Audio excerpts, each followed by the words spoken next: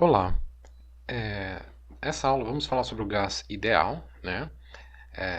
O gás ele geralmente é compressível, sendo portanto diferente, né, de líquidos, como vimos. Por ser compressível, isso implica que tem as forças interatômicas, né, entre as moléculas, elas são fracas e não tem uma separação de equilíbrio entre as moléculas, né? A consequência disso é que não temos um volume padrão para uma determinada temperatura. E o que não permite que a gente aplique a equação que vimos na aula passada de dilatação que usamos em líquidos, né, ou sólidos. Então, o primeiro passo para entender como a gente vai tratar a mudança de um volume de um gás é considerá-lo como um gás ideal.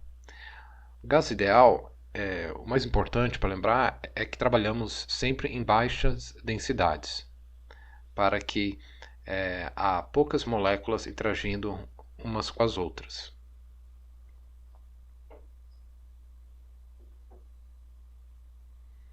Já que estamos falando então em baixa quantidade de matéria, apenas para revisar aqui, vocês lembram que dividindo a massa de qualquer quantidade pela massa molar, temos o número de mols.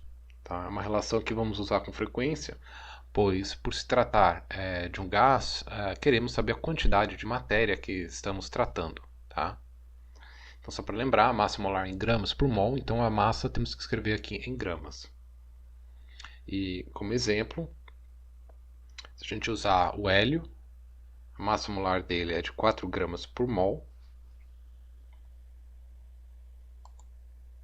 e 1 mol a gente tem um número de partículas equivalente ao número de Avogadro, né, que é a definição do mol, que é 6,022 vezes 10 a 23 partículas.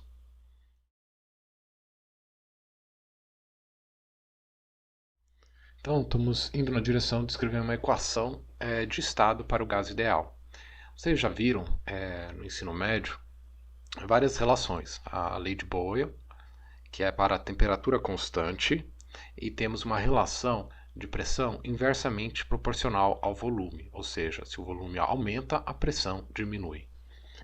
Em seguida, a lei de Charles, que para uma pressão constante, temos o volume diretamente proporcional à temperatura, ou seja, à medida que aumentamos a temperatura, o volume expande, aumenta.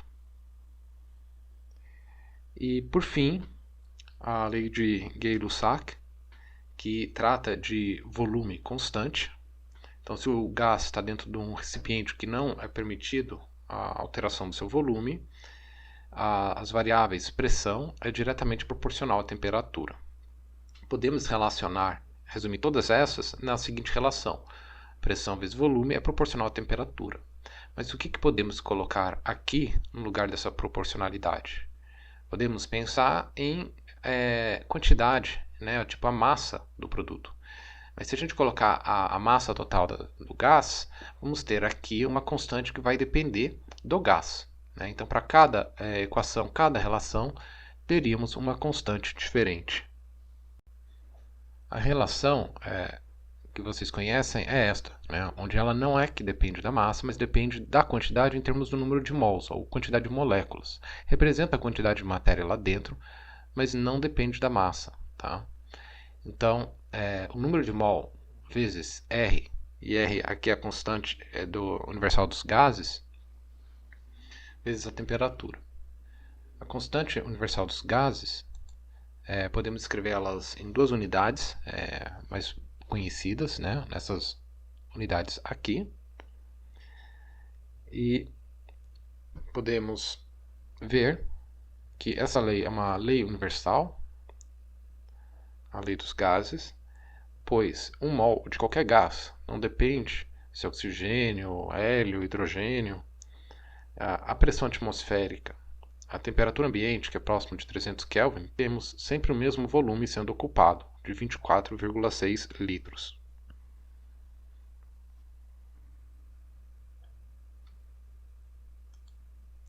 Porém, se especificarmos números de mols, temos a quantidade de moléculas, né?